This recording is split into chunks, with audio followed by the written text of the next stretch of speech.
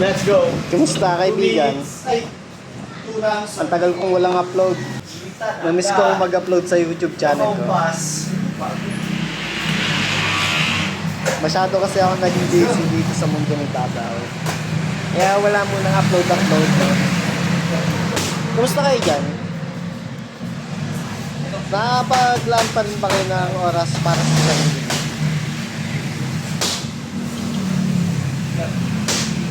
Mag-relax, magpapawis, o kaya naman magpa-araw. Pwede rin magsalsal. Baka naman wala ka ng oras para sa sarili mo, kaibigan. Patay tayo dyan. Baka naman puro sila na lang ang nasa isipan mo, kaibigan. Mahirap yan. Kakabuo mo sa kanila, ikaw naman ang nawalan. Baka kailangan mo ulit mag-audit ng sarili, kaibigan. Huwag puro palabas.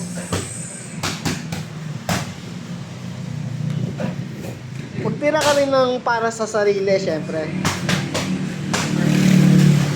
Kung ako naman ang tatanungin, kung kamusta ako, aba. Hindi mo na kailangan tanongin, kaibigan. Ayos na ayos ako. Tignan mo, tamang sulat ako ng script para sa YouTube channel ko. Di ba? Ang ganda. Minsan, kailangan mo magsulat eh. Journal. Namiss kong magpapawis at mag-upload sa mga papawis video ko sa YouTube channel ko. Dahil nga, medyo naging busy ako dito sa mundong ibabaw itong mga nakaraang buwan. Dahil nga sa pangarap kong negosyo, hindi na rin ako nakapaglaan ng oras para sa sarili ko. Pangit, no? Hindi na nakakapaglaan ng oras para sa sarili. Pangit. Sindi-sindi lang. Paminsan-minsan. Minsan after duty, napapainom din. Pero hindi na ako nakakapaglaan ng oras para magpapawis. Medyo nakakalungkot ako para doon sa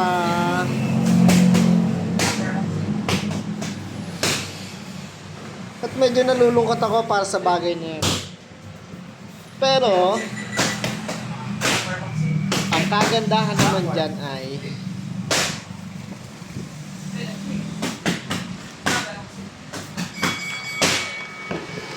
aware ako na hindi na ako nakakapaglaan ng oras para sa sarili ko. Pero hindi na maganda dun eh. Aware ka. Bago mo mabago yung isang bagay, kailangan aware ka lang.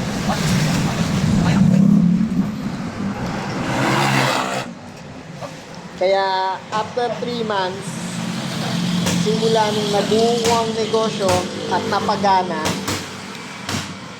unti-unti na ako nakakabalik sa pagpapapawis at masaya ako doon.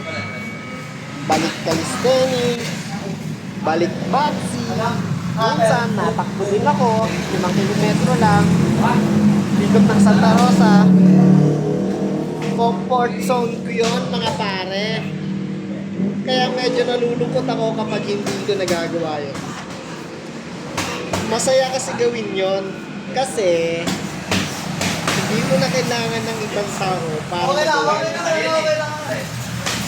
Hindi mo na kailangan ng ibang tao para magawa yung mga bagay na yun. Pwede kang sumagad nang walang nai-istorbong ibang tao. Mapera na lang sa boxing, ha? Siyempre, kailangan mo ng coach doon, pare. Hindi ka matututo doon, tol, kung wala kang coach. Patay tayo dyan, puro shadow boxing pa. Shoutout sa'yo, Kuya Jandy, coach na pinagte-trainingan ko ngayon. The best ka. Paano, mga kaibigan? Hanggang dito na lang muna. Tamang voice over lang ako eh. Wala lang, namiss ko lang mag-upload sa YouTube. Nga pala, yung video na yan, yung napapanood nyo, si Coach Edison Boxing Gym ang nagko-coach sa akin dyan. Yan, yung nakakulay team. Yung partner ko sa mids, siya yan. Si Coach Edison.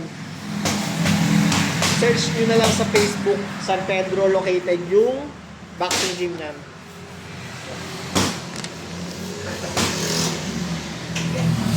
Yung video niyan, matagal na yan sa phone ko. At nagpapapawis ako dyan sa boxing gym ni Coach.